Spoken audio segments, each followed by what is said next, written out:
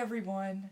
I just wanted to take a few minutes and do a short live stream about some of the advantages and the benefits of either working within an animistic tradition or working outside of one. And many people in Western society are working outside of a tradition because our traditions were lost. So I just want to talk a little bit about that. And hi, Kirsten.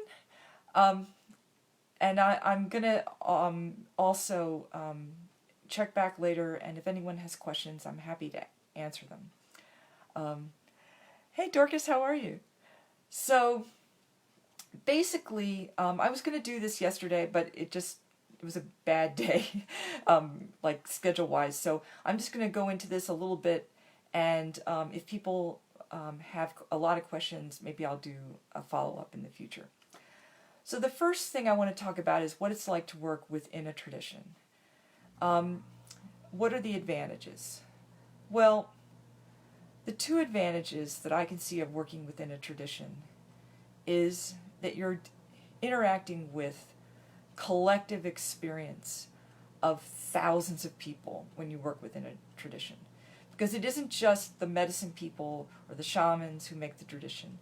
It's everyone within an animistic culture who does their part to create the tradition and to keep it going. And one of the things, besides really good mentoring and really good ritual instruction and other things that you get with a tradition, is you also get contact with the ancestral helping spirits of that tradition. So in a sense, it's like the people in that culture are sort of letting you work with their ancestors a little bit, or their ancestors are agreeing to work with you. Now, I'm not talking about the situation where a person is related to the people that they're working with, and maybe they just live in a different part of the world, and so they have to go back and find their ancestors again. I'm talking about people who, like, for example, European Americans who are studying with Native people and they're not Native at all. Something like that. So there's different layers of involvement that happen when you're doing this. Some people are just getting a healing by doing this. They're just becoming the people that they need to become, which is beautiful and really important. Other people, or they may also be empowered to take action to help the people in some way who are training them. For example, some of the people who went to Standing Rock felt like that being involved with Standing Rock and being in a ritual context helped them to tune into their own ancestral spirituality. But I'm talking about when you really are called to study a path with a traditional teacher. You are sort of working with their ancestors, and their ancestors are working with your ancestors. So it's a very sacred thing. And without trying to be too heavy-handed, it's a little bit of a responsibility. And the reason why it's a little bit of a responsibility is because these ancestors are in a relationship with their descendants that's based on a certain amount of mutual understanding and respect. And it's very important to learn the right ways to show respect within that tradition. And it also, there's a lot of reciprocity involved in terms of, especially the more committed you are to following that path, the more you may find yourself, you may be adopted by the people, you may, and people want to do this, help support them financially or help work for them in some way, because people want to do this, because you become like a family member. In a sense, you become like your soul is like an adopted soul into that culture. And also there's also a responsibility to learn in the best way, the most traditional way that you possibly can, to preserve the knowledge, so that when you practice it, you're doing things in a way that are in harmony with the ancestors of that tradition. So let me just give you an example of why I feel like this is a huge responsibility, without making this sound, like I said, really heavy-handed. There was a woman, a Mazatec shaman, named Maria Sabina, who lived in Mexico. She is the person who is responsible for introducing psilocybin mushrooms to the West. An anthropologist who worked with her introduced this. Now, for these people, the mushrooms, there was an ancestral spirit that connected with these mushrooms. This was a sacred ritual, like the way Christians would look at communion. And when people started partying with these psilocybin mushrooms, and I was one of these people, because I didn't know better, and we didn't know better, this was disrupting the traditional relationship that the Mazatec people had with their the spirits of the mushrooms, the ancestral spirits. And so what happened was this woman was ostracized from her community, and most tragically, near the end of her life, she had a hard time feeling her connection to these spirits. So the actions that other people did, like myself, that were disrespectful, hurt, in some ways, her ability to relate to this spirit. So when we're given the opportunity to learn from other people's traditions, the reason why it's important to try to do things in the most traditional way is because we don't want to unintentionally mess up the people's connection to their own helping spirits. And some of the ayahuasqueros who work with ayahuasca have been talking about a little bit of that happening with ayahuasca, although I'm not as connected to that, so other people can correct me if I'm really off base. So basically, you're committing, when you work with a tradition, to really learning as best you can, in the best way, and to giving back. And you may also, if you really become integrated into the community, you may also be responsible for training the next generation of medicine people or adults who are going to be elders. So let me just see if, before I switch gears and talk about working outside of a tradition, let me just see if I just say hi. Hey, Leonie, how are you? Feeling so blessed. Hi, how are you? Hey, CJ. Hey, Remy. So this is what it's like to work within a tradition. And it's a very powerful and wonderful thing, because it's not like you just work with other people's ancestors. Their ancestors are talking to your ancestors. And there's a lot of very powerful connections that can happen. For example, I became very interested in the Mayan calendar, and I followed the sacred Mayan calendar for several years. And I even got some long-distance instruction from a Mayan calendar priest called a daykeeper. And so in the process of doing this, I began to connect with some of the stars that are important in that culture, like the Pleiades and Sirius and some things like that. Well, all of a sudden, one time I had a dream with one of my ancestors who showed up and told me that while it was really great for me to be learning about these other stars, that I should also learn about the constellation of Ursa Major and the North Star, because those were also important to my ancestors. So this is just one tiny example of how when you get introduced to another ancestral path, it may open the door for your own ancestors to start teaching you. And I really believe that so much has been lost that we can't have enough of that right now. So that's one way, that it's one gift that being in contact with these traditions can give us. So now I'm going to switch gears and talk about what it's like to work outside of a tradition. And what I mean by this is, I mean you don't have a family member teaching you, you don't have another country you can go to and study with your, there are people who know your ancestral traditions. I mean you are like, let's say, a Western European or an African person of African descent who hasn't had contact with your traditions. I mean, you're literally trying to figure it out for yourself with like a book and a teacher and, that whole thing, right? So how can you try to work in a fairly authentic way that will help you to do the best that you can to really actually start integrating some real folklore?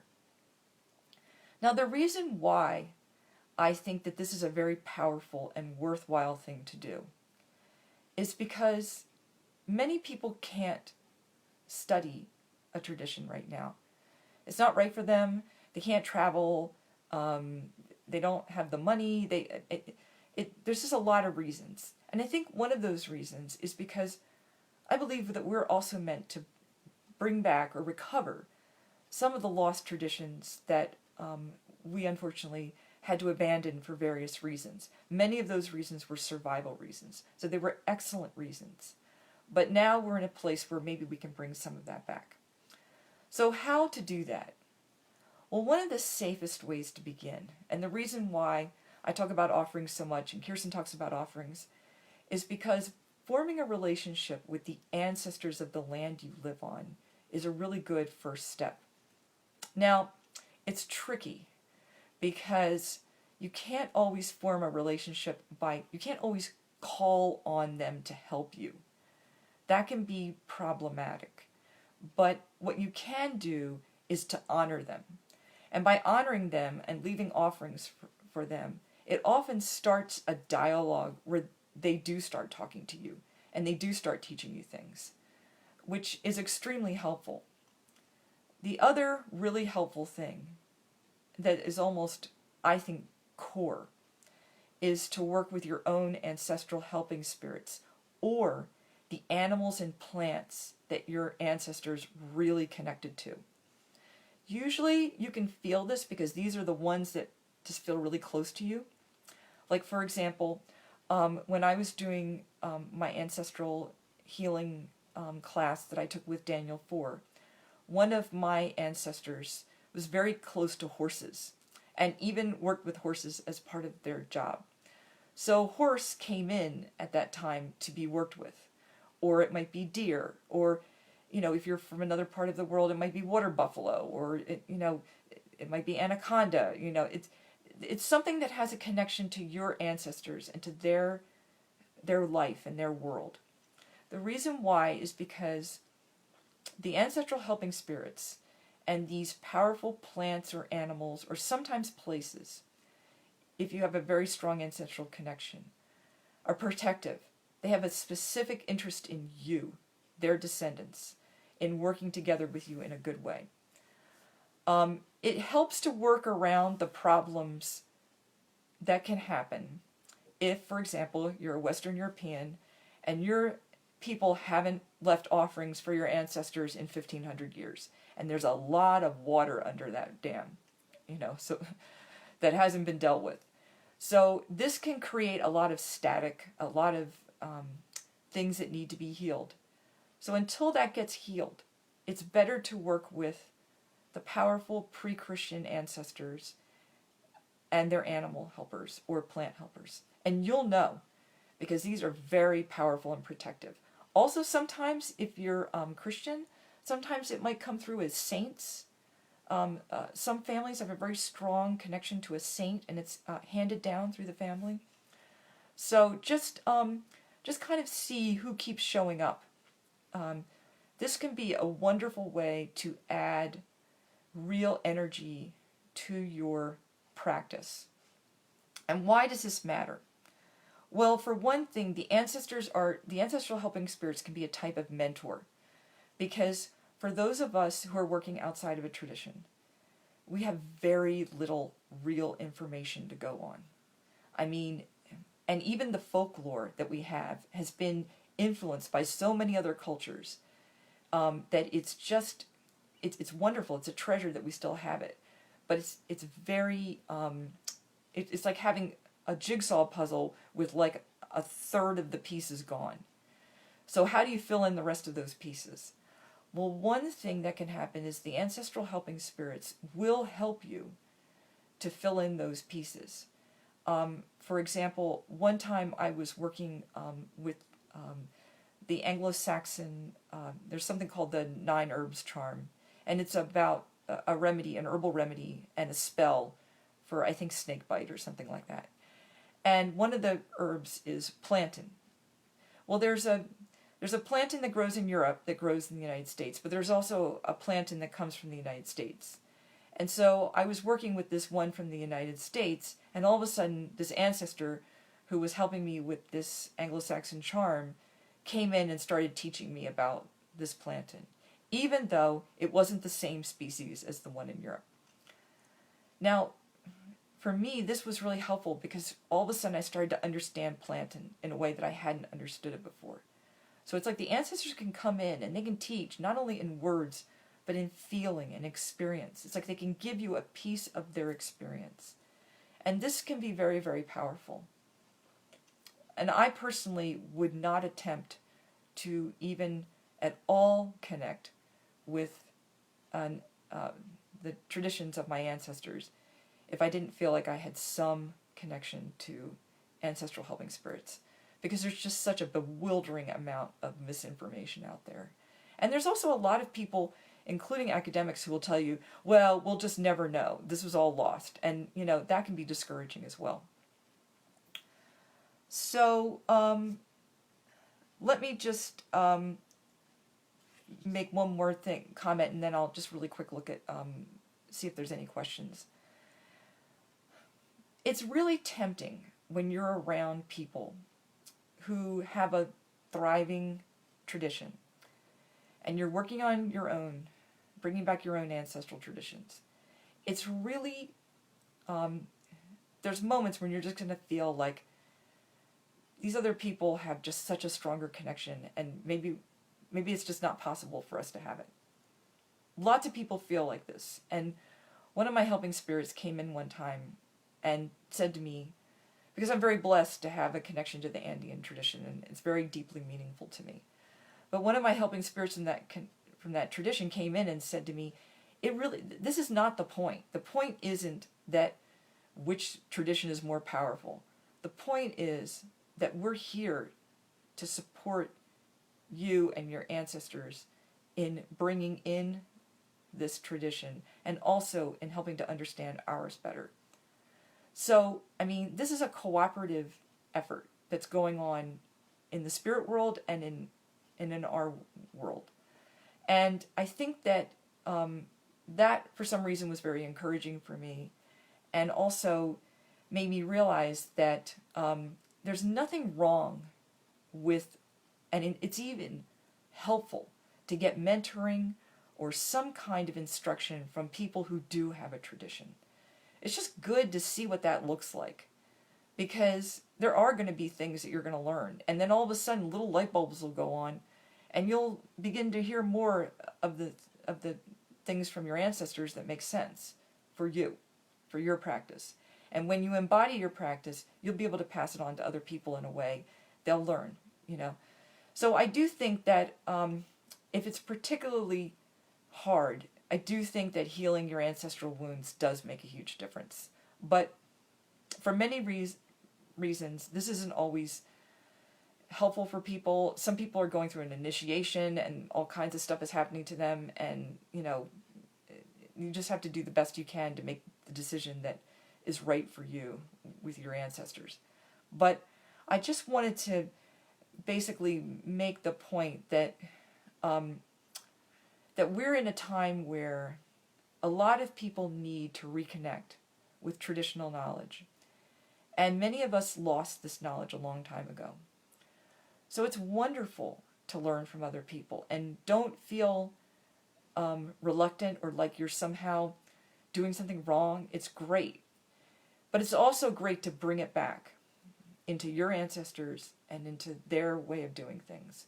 Because in that way, we can begin to really create something that we could really pass on to our descendants. So that our descendants will have a choice. They can either learn from us or they can choose to learn from somebody else. But they'll have the choice that we didn't have. So let me just read a few comments, and thank you very much for everyone who watched live, and for anyone who watches later.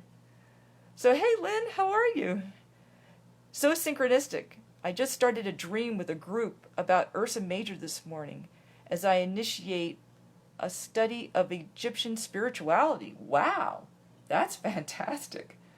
Yeah, that sounds really cool. Hi Thomas. Offerings and gratitude a must. Hey Leonie. Yeah, absolutely. Absolutely. Yeah. Hey John, how are you?